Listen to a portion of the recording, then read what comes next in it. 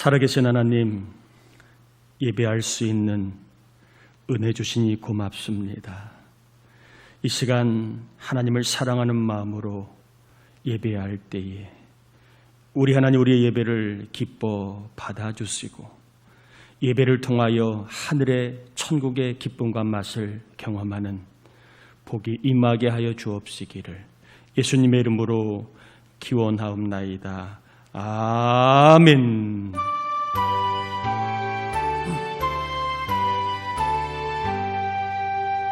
만복의 근원 하나님, 온 백성 찬송 드리고 저천사여 찬송하세.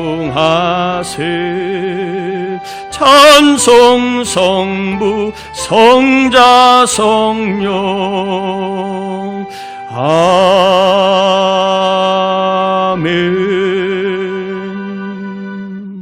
자리에 앉겠습니다. 우리 이 시간에는 우리의 죄와 허물을 참회하는 회개 기도를 같이 올려드립니다. 하나님 아버지 감사합니다. 우리를 사랑하여 주시고 우리 함께 하신 하나님 감사를 올려드립니다.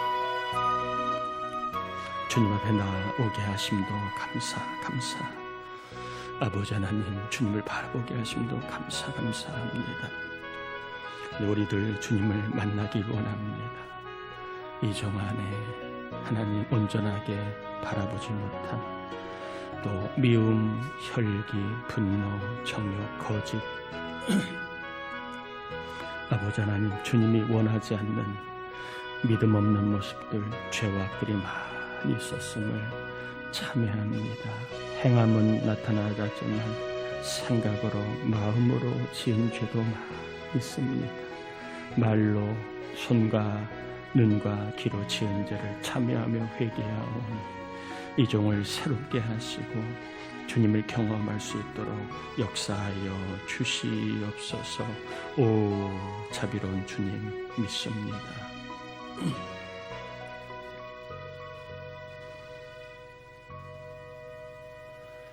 회개하며 하나님 은혜를 구한 우리 모두에게 예수의 피로 죄를 씻어 주신 그 자리에 거룩한 마음을 부어주셔서 우리 모두가 거룩하신 하나님 이 시간 말씀으로 만나게 하셔서 생명도 기쁨도 소망도 또한 무엇보다 천국을 경험하는 은혜의 시간, 요한복음 2장에 포도주가 떨어졌지만 주님의 역사로 그 포도주가 채워진 것처럼 우리의 곤고한 인생 가운데 하나님의 은혜와 기쁨과 천국이 채워지는 이 예배가, 이 말씀의 시간이 되게 하여 주옵시기를 예수님의 이름으로 기도드립니다. 아멘. 요한계시록 11장입니다. 요한계시록 11장 1절에서 19절까지 교독합니다. 요한계시록 11장 1절에서 19절입니다. 또 내게 지팡이 같은 갈대를 주며 말하기를 일어나서 하나님의 성전과 제단과 그 안에서 경배하는 자들을 측량하되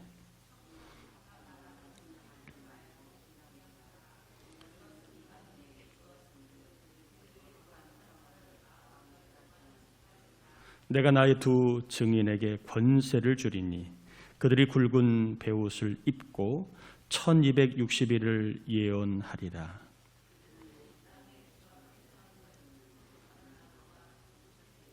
만일 누구든지 그들을 해하고자 하면 그들의 입에서 불이 나와서 그들의 원수를 삼켜 버릴 것이요 누구든지 그들을 해하고자 하면 반드시 그와 같이 죽임을 당하리라.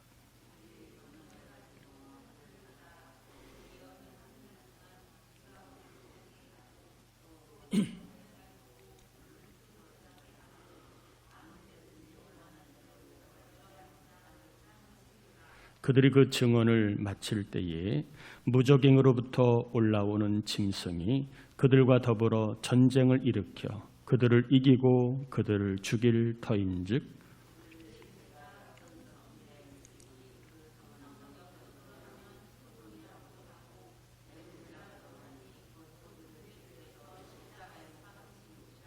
백성들과 족속과 방언과 나라 중에서 사람들이 그 시체를 사흘 반 동안을 보며 무덤에 장사하지 못하게 하리로다.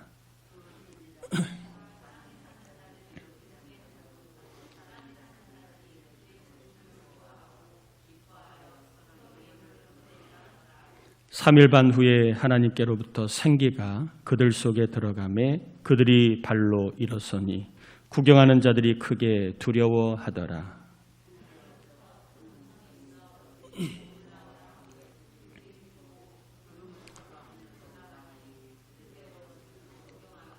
그때 큰 지진이 나서 성 10분의 1이 무너지고 지진에 죽은 사람이 7천이라.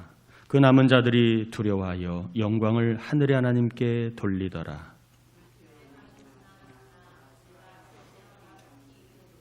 일곱째 천사가 나팔을 불매 하늘의 큰 음성들이 나서 이르되 세상 나라가 우리 주와 그의 그리스도의 나라가 되어 그가 세세토록 왕 노릇 하시리로다 하니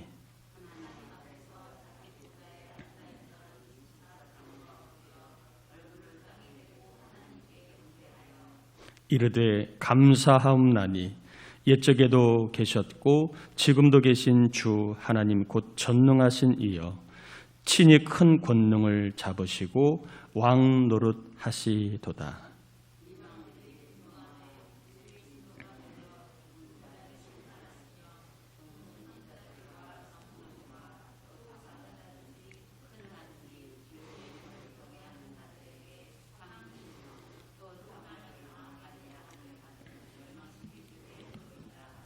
같이요. 이 하늘에 있는 하나님의 성전이 열리니 성전 안에 하나님의 언약궤가 보이며 또 번개와 음성들과 우레와 지진과 큰 우박이 있더라.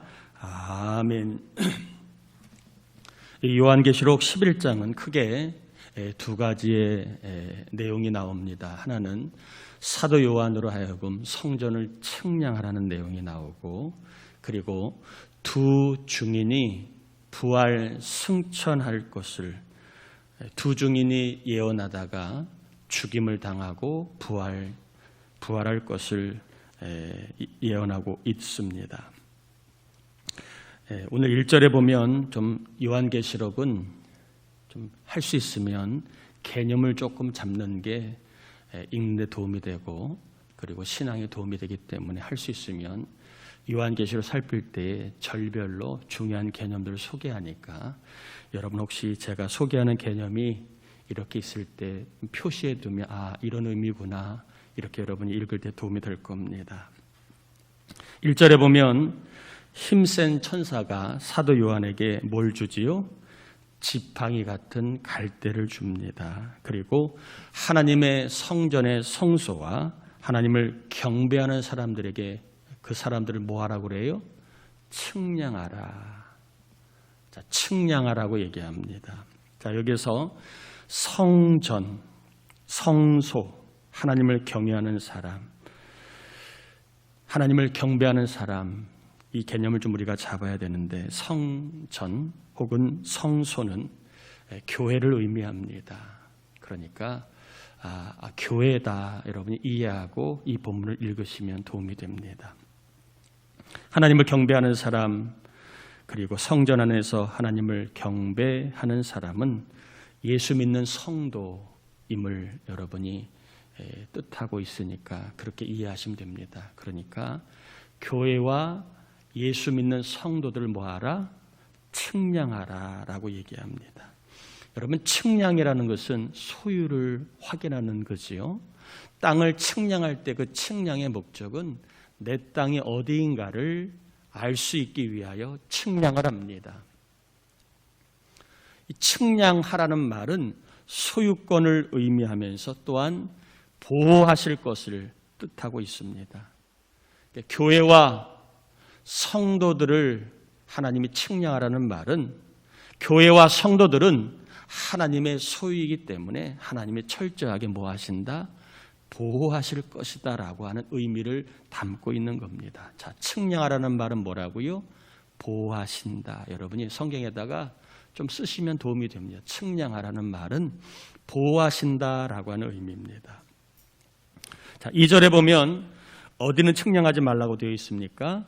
2절에 보면 성전 바깥 마당은 뭐 하지 말라? 측량하지 말라 이렇게 되어 있습니다. 성전 바깥 마당을 측량하지 말라고 하신 이유가 그들은 거기는 소유가 누구라는 거예요? 이방인의 소유라는 겁니다. 성전 바깥 마당은 이방인의 소유이기 때문에 거기는 측량하지 말라. 하나님이 성전 바깥 마당은 보호하시지 않는다라는 의미입니다. 자, 그러면 이방인은 누구일까요? 2절 끝에 보면 이방인의 이방인이 어떤 존재인가를 보여주고 있는데 이방인은 거룩한 성을 42달 동안 뭐한다? 집 밟는다. 그러니까 이방인은 하나님의 교회와 성도들을 짓밟는, 괴롭히고 힘들게 하는 그러한 세력 혹은 사람을 의미합니다.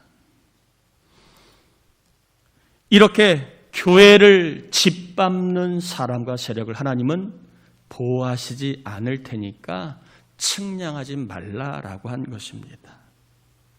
하나님은 이방인들을 보호하지 않을 뿐만 아니라 성경에 보면 이들의 악한 행위, 하나님을 조롱하고 교회를 짓밟는 이들의 악한 행위를 하나님이 불심판으로 갚아주신다고 말씀하고 있습니다. 자, 2절 끝에 보면 42달이라는 이 개념이 나와 있습니다. 여러분, 다니엘서 보면 70일에 한 일회가 나오고 요한계시록에도 42달 혹은 1260일 이러한 의미가 나와 있어요. 다 같은 개념입니다. 상징입니다. 문자적으로 42달, 42개월, 1260일 한 일에 이 의미라기보다는 상징입니다. 예수님의 초림과 예수님의 재림 사이의 모든 시간대를 우리는 종말이라고 하는데 이 종말의 시간대를 상징으로 42달, 1260일 혹은 한 일이라고 표현한 겁니다. 그러니까 교회가 주님이 재림하여 오실 때까지 이방인들에게 뭐한다? 이제 짓밟힘을 당할 것이라는 겁니다. 그럼에도 불구하고 교회와 성도들은 하나님의 소유이기 때문에 하나님이 끝까지 뭐 하신다? 보호하신다는 의미를 담고 있는 게 1절, 2절의 내용입니다. 자, 3절부터 6절까지 보면 이제 두 증인이 나옵니다.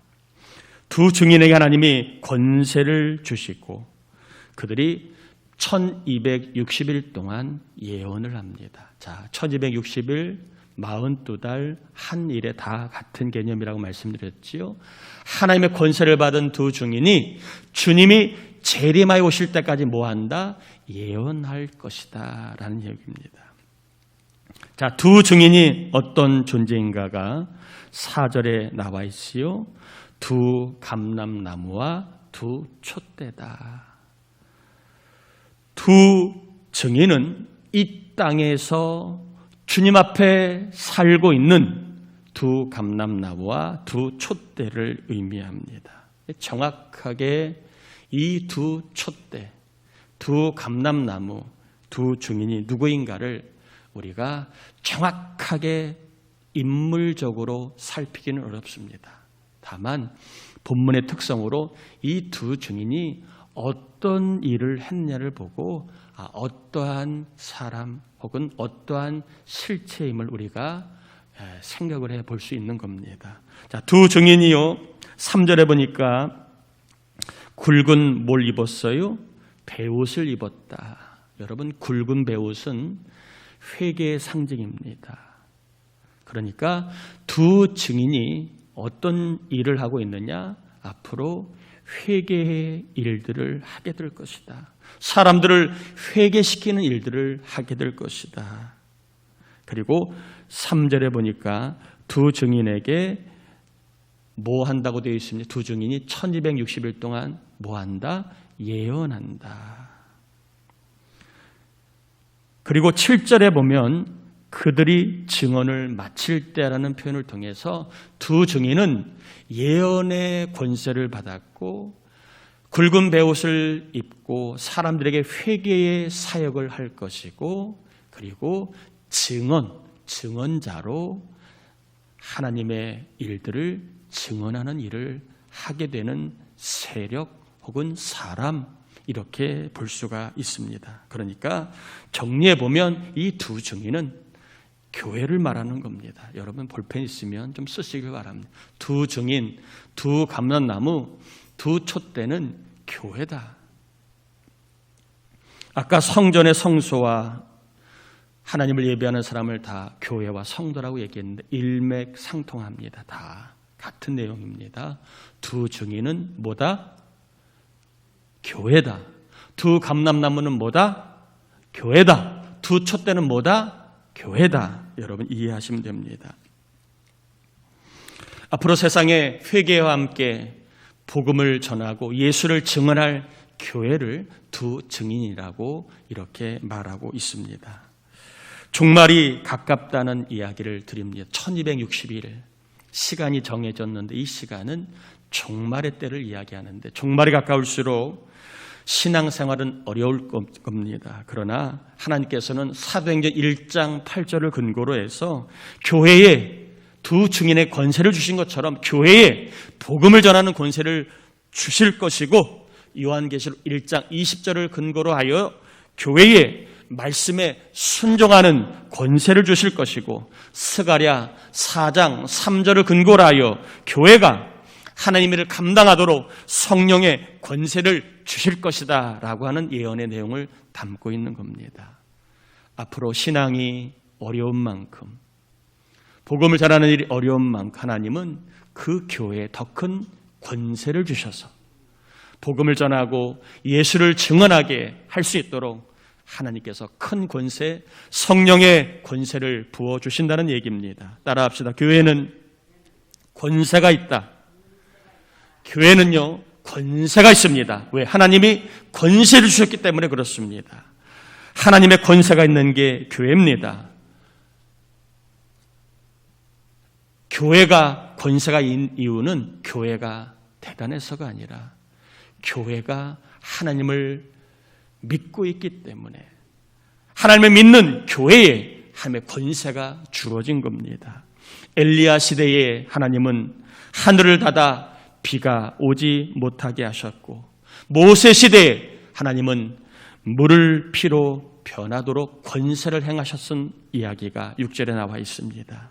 하나님에게 권세가 있고 그 하나님을 믿는 교회에 동일한 엘리야 시대의 권세처럼 모세 시대의 권세처럼 권세가 있다는 겁니다. 하나님에게는 살게 하시는 권세가 있고 죽게 하시는 권세가 있고 더 나아가 하나님에게는 지옥에 가는 권세가 있고 천국에 가게 하시는 권세가 있음을 우리가 분명히 알아야 합니다. 하나님이 함께 하시는 교회는 권세가 있는데 사람을 살리는 권세, 사람을 복되게 하는 권세가 교회에 있습니다. 교회 자체가 권세가 아니라 교회가 의지하는 하나님이 항상 교회를 통하여 이러한 권세를 주시기 때문에 그렇습니다. 우리가 권세를 아는 방법이 있습니다. 여러분 예를 들어서 운전하는 분들은 아십니다. 경찰이 차를 세우라고 하면 어때요? 세워요? 아니면 내빼요? 경찰이 차를 세우라고 손을 까딱까딱하면 어때요? 무시하고 내빼요? 아니면 세워요? 대부분 다 세웁니다. 물론 음주운전하거나 아니면 범죄 경력 있는 사람은 내빼겠지만 대부분의 사람은 경찰이 못생겨도 세우라고 하면 세웁니다. 경찰이 뚱뚱해도 세우라고 하면 세워요. 경찰이 작아 보이고 왜소해 보여도 세우라고 하면 세워요. 경찰에게는 뭐가 있기 때문에요? 권세가 있기 때문에 그렇습니다. 그래서 대부분의 사람들은 경찰에게 권세가 있음을 알기에 경찰의 지시에 뭐예요?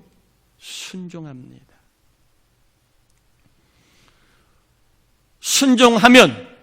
순종하는 사람들은, 운전자는 야, 경찰의 권세가 대단하구나. 손 하나 까딱하면 대부분의 사람들이 다 움직이는구나. 야, 경찰의 권세가 대단함을 압니다.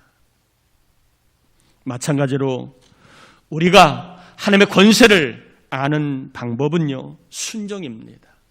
순종할 때 우리는 하나님에게 어떤 권세가 있는지를 알 수 있다는 거예요. 순종하지 않는 사람들은 하나님의 권세를 잘 모릅니다. 순종할 때 하나님은 살리는 권세가 있구나. 순종할 때 하나님은 우리를 복되게 하는 권세가 있구나. 순종할 때만 우리는 하나님의 권세를 알 수가 있습니다. 교회가 권세가 있음을 알아가는 방법, 성도가 하나님의 권세를 아는 방법은 철저하게 순종이다. 자, 7절에 보면 두 증인이 증언을 마칩니다. 다 때가 있음을 이야기하지요. 두 증인이 증언을 마칠 때에 일어난 일입니다. 자, 무저갱에서 뭐가 올라와요? 짐승이 올라옵니다. 제가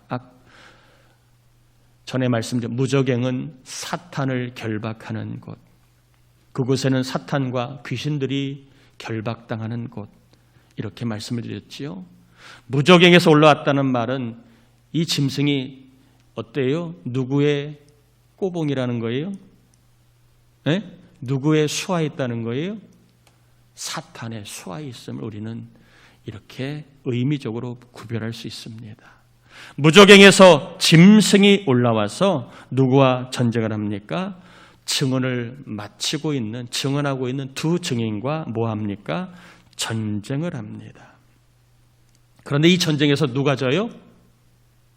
두 증인이 져요? 아니면 무저갱에서 올라온 짐승이 져요? 네? 좀 어렵지요? 정신을 차려서 좀 여러분 성경을 보시길 바랍니다. 자, 7절 한번 같이 읽어봅니다. 그들이 그 증언을 마칠 때 무저갱으로부터 올라오는 짐승이 그들과 더불어 전쟁을 일으켜 그들을 이기고 그들을 죽일 터이니, 여기서 그들은 두 증인을 얘기합니다. 무저갱에서 올라온 짐승들이 두 증인과 전쟁을 한다는 겁니다. 영적인 전쟁이 벌어지는데 안타깝게도 누가 져요? 두 증인이 진다는 거예요. 그리고 두 증인이 죽음을 당한다는 겁니다. 앞으로 교회가 순교까지 할 정도로 큰 어려움을 당할 것을 예언하고 있는 거예요. 앞으로 교회가 만만하지 않아요. 어쩌면 지금까지는 우리가 좋은 때를 보내고 있을지 몰라요. 앞으로 종말이 가까울수록 교회에 큰 영적인 전쟁이 있다는 겁니다. 사탄의 쫄개들과의 큰 전쟁이 일어나 어쩌면 어려움을 당하고 순교까지 할 정도의 신앙의 어려움들이 기다리고 있다는 것입니다.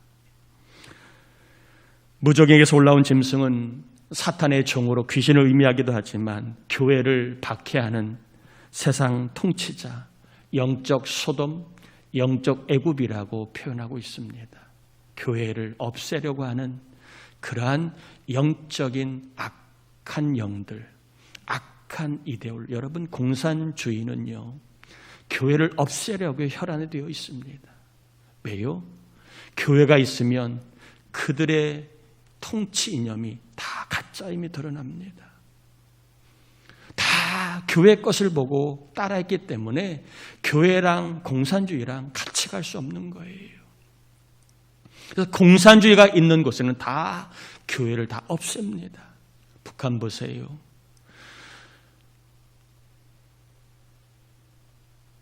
(6.25) 사변 이전에 평양은 우리 남한보다 훨씬 많은 교회가 있었습니다. 그런데 그 교회들이 다 사라졌습니다. 물론 지하로 들어갔긴 했지만 교회가 다 사라졌습니다. 중국 보세요. 갈수록 교회를 다 없애고 있습니다. 공산주의가 있는 곳에는 교회를 그냥 두지 않아요. 공산주의를 추종하는 사람들은 교회를 그냥 두지 않아요. 교회를 꼭 없애려고 합니다. 이 모든 것은 다 앞으로 교회 안에 벌어질 영적인 전쟁의 서막과 같습니다. 우리가 살고 앞으로 살게 될 세상, 무적에게서 올라온 짐승들이 교회를 끊임없이 이제 박해하고 괴롭힐 것이라는 거예요. 근데 그 정도가 순교와 복음 갈 정도로 굉장히 치밀하게 그리고 악랄하게 그리고 어렵게 한다는 겁니다. 교회를 무너뜨리기 위하여. 자, 8절 10절에 보면 두 증인이 죽습니다. 그런데 사흘 반 동안 장사를 못하게 만듭니다. 조롱거리로 만든 거죠. 졌다는 거죠. 교회는 졌다. 교회는 사라진다. 교회는 가짜다라고 보여주는 거지요. 그리고 이들의 죽임을 뭐 한다고요? 세상 사람들이 즐거워하고 기뻐하며 서로 예물을 줄 정도로 세레모니를 한다는 겁니다. 이야, 교회가 이제는 다 끝났다. 이제는 교회는 사라졌다. 하나님은 없다. 천국은 없다. 이러한 일들이 벌어질 거라는 겁니다. 잠깐 세상이 승리한 것처럼 보여질 거라는 겁니다. 오늘날과 틀리지 않아요. 교회가 이제는 조롱의 대상이 되었고, 세상이 교회를 함부로 대하고, 세상이 교회를 예배를 함부로 대하고,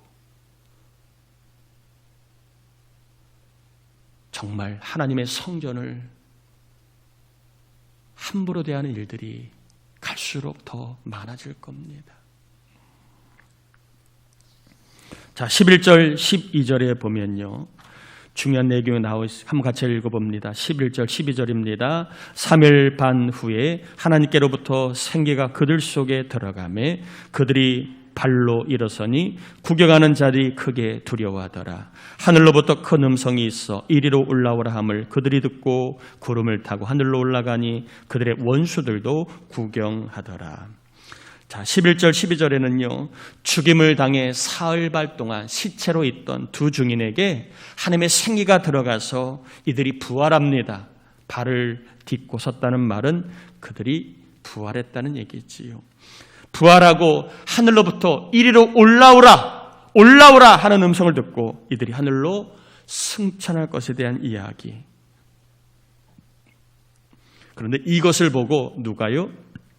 구경하는 자들, 즉 두 증인을 죽이고 조롱하고 그리고 괴롭혔던 세상 사람들이 이 두 증인의 부활을 보고 뭐 한다고요? 크게 두려워한다는 겁니다. 왜? 하나님이 그들을 그냥 두지 않을 것을 알기에. 자기들이 이긴 줄 알았는데 이 두 증인의 부활을 보고 큰일 났다. 우리는 망했다. 우리는 심판받는다는 것을 죄를 범한 그들은 본능적으로 알게 된 겁니다. 자, 13절에 보면 두 증인의 부활과 함께 땅에 큰 지진이 나서 성 10분의 1이 무너지고 7,000명이 지진으로 죽게 됩니다. 7,000은요. 엘리야 시대에 엘리야가 자기만 혼자 남았다고 막 투덜댈 때 하나님이 너 말고 몇 명이 있다? 7,000명이 있다. 이 말은 7,000명이라는 의미도 되지만 또 하나 많다는 거예요. 내가 볼 때는 너밖에 없는 것 같지만 내가 볼 때는 많다는 것을 의미하는 거예요. 그러니까 7,000명이 죽는다는 말은 많은 수가 지진으로 죽게 될 것이다.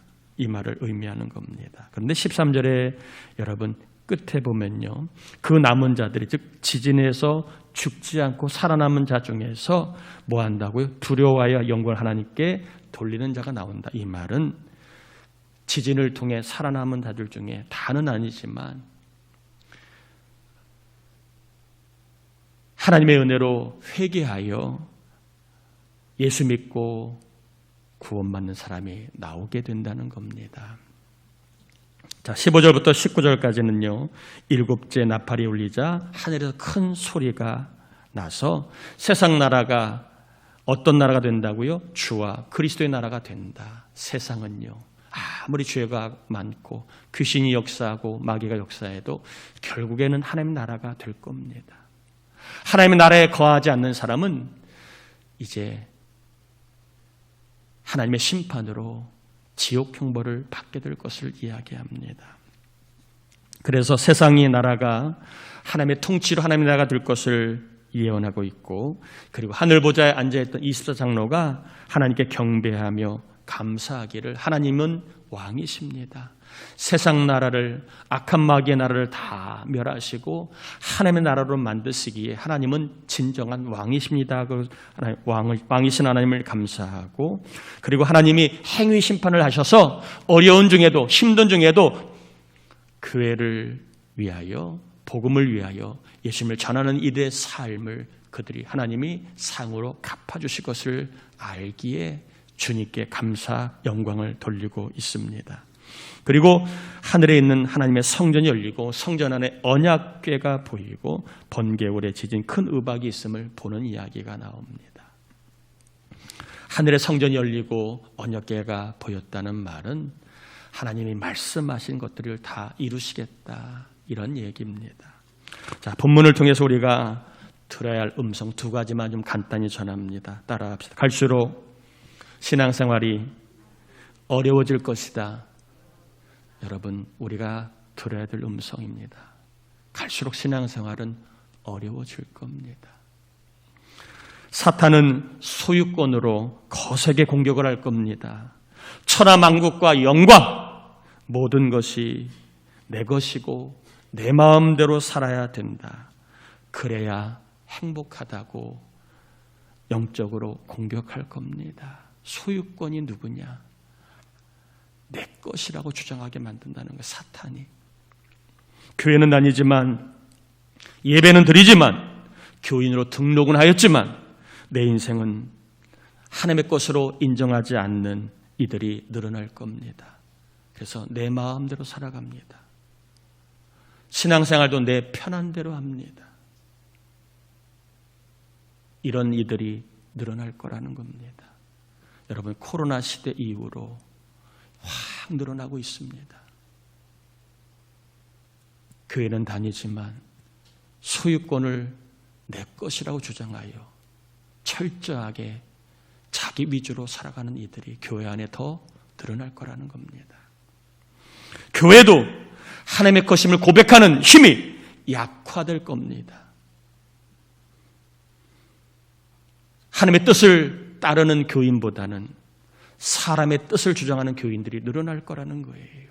교회는 이래야 됩니다, 저래야 됩니다, 자기 생각으로 교회를 말하는 이들이 늘어날 거라. 성경의 교회가 뭐라고 하는지 그거는 관심을 두지 않고 자기의 뜻을 따라 가는 교인들이 늘어날 거라는 겁니다. 하나님의 말씀에 순종하기보다 세상적 가치관에 순종하는 교인들이 늘어날 거라는 겁니다. 종말의 때 우리에게는요, 욥의 신앙이 필요합니다. 갈수록 신앙생활이 힘들어지는 이때에 우리에게는 욥의 신앙이 필요합니다. 따라합시다. 주신 이도 하나님이시다. 이 신앙이 필요합니다. 나에게 주신 이는 하나님이십니다. 나에게 주신 이는 내가 아니라 하나님이십니다. 이 신앙이 있어야 합니다. 주신 이가 하나님이시기에 내 모든 것은 다 하나님의 것입니다. 이러한 소유권을 분명히 인정하는 신앙생활을 할 때에 우리는 우리를 살리게 하시고 우리를 복되게 하시는 하나님의 권세를 경험할 수 있습니다. 저는 우리 교회가 또 우리 젊은 세대들이 이 주신 이도 하나님이시라는 신앙을 좀 갖기를 원합니다. 그래서 주님의 권세를 경험하는 신앙이 되길 바랍니다. 솔로몬은 청년들이여 창조자 하나님을 알라고 얘기하는데 그냥 머리로 하는 게 아니에요. 주신 이도 하나님이시라는 신앙을 통하여 하나님에게 권세가 있음을 알라는 이야기입니다. 두 번째입니다. 따라합시다. 부활신앙으로 살라. 부활신앙으로 살라는 겁니다. 하나님께서 올라오라고 하시면 하늘로 올라가야 합니다. 하늘로 올라가면 따라합시다. 상 받는 시간이 있다. 하나님이 올라오라고 하면 올라갑니다. 그럼 올라가면 상 받는 시간이 있다는 거예요. 여러분, 상 받는 시간이 부끄럽지 않기를 축복해요. 남들은 다 상을 하나씩 받는데 상을 못 받는다고 생각해 보세요. 얼마나 부끄럽습니까? 또한 상 받는 시간이 위로와 기쁨의 시간이 되기를 축복합니다. 하나님이 언제 우리를 오라고 부르실지 모르는 거예요. 언제 우리를 오라고 부르실지 모르는 게 이게 종말 신앙입니다. 성경은 항상 종말 신앙을 강조합니다. 내일은 내 시간이 아니에요. 내일은 하나님의 시간입니다. 하나님의 시간은 몰라요. 오늘 장사하자, 오늘 돈 벌자, 오늘 놀자 하는 이 시대의 시간대의 개념이 아니라 오늘이라도 하나님이 우리를 부르시며 안개처럼 살아야 되는 게 인생임을 깨닫고 우리는 오늘 하나님께 상 받도록 무엇을 하였나 돌아봐야 합니다. 지금 하나님께 상 받도록 무엇을 하고 있나 돌아봐야 합니다. 이것을 늘 점검하여서 하나님의 앞에 설 때에, 하늘로 올라갈 때에 상을 받도록 사시기를 축복합니다. 하늘로 올라오라 하면 우리는 올라가야 됩니다. 올라가면 상 받는 시간이 있어요. 그때 부끄러움을 당하지 않기를 바라요. 교회는 다니는데, 직분은 갖고 있는데 하나님을 위해서 교회를 한 일이 없다면 상이 없잖아요. 한 번도 예수 믿으라고 말하지 않고 전도하고 선교하고 구제하는 일에 동참하지 않았다면 상이 없잖아요.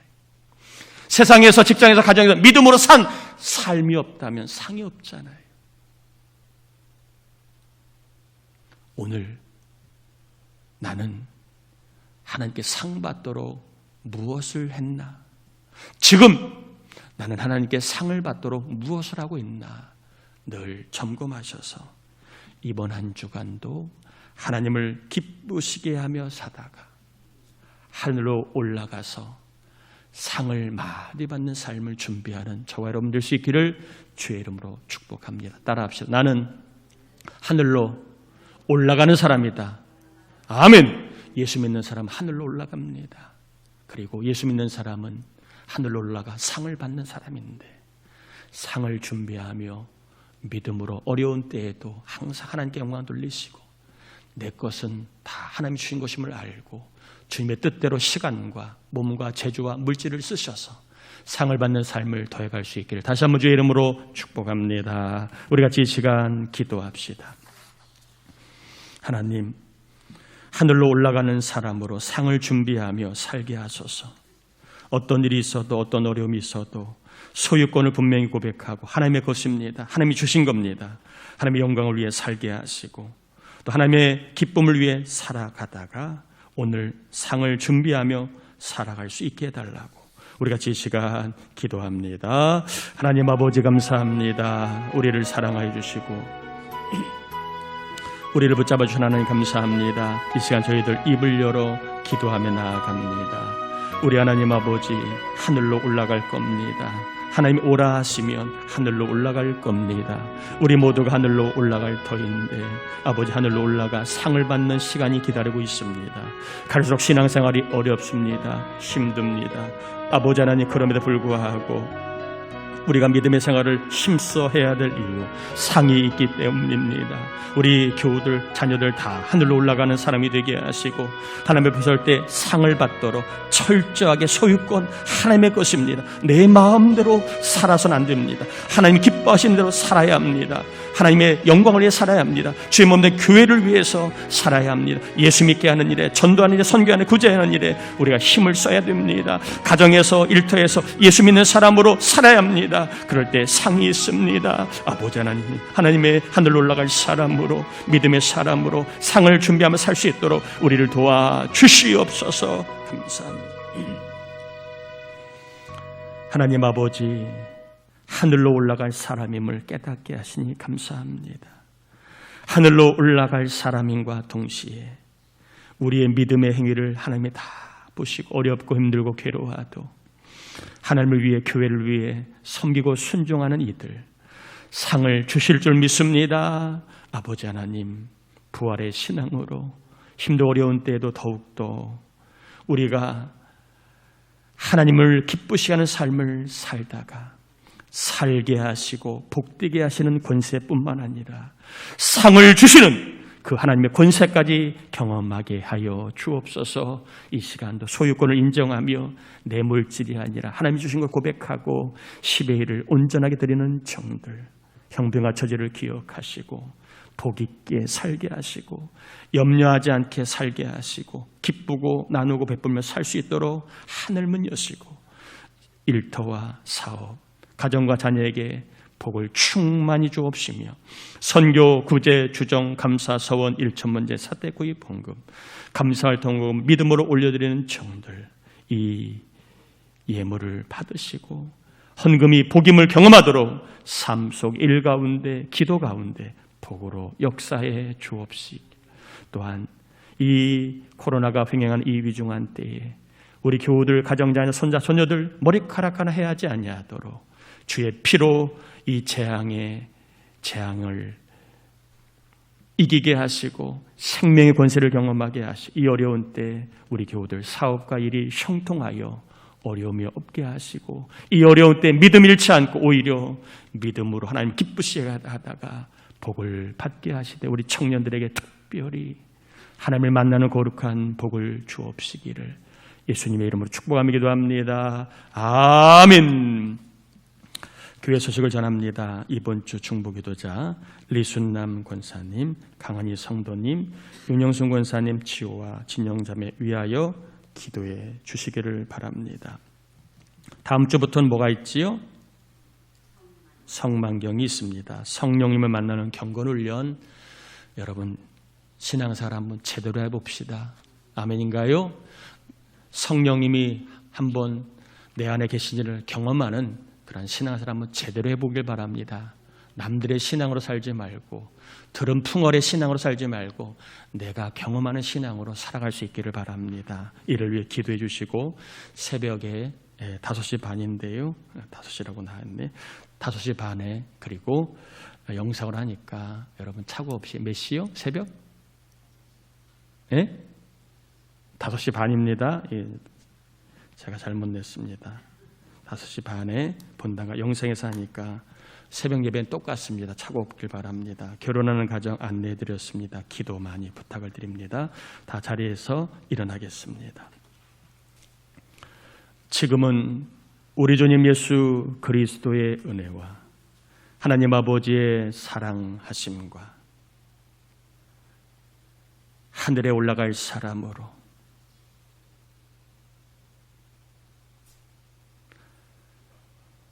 상을 받으며 살 수 있도록 인도하심으로 늘 하나님의 권세를 경험하게 하시는 성령님의 역사하심이 오늘 예배하는 정들 가정 자녀 손자 손녀 위에 해외에 있는 자녀 위에 병마 신음하는 우리 교우들 위에 태중에 있는 아이 위에 이제로부터 영원토록 함께하옵시기를 간절히 축원하옵나이다. 아멘.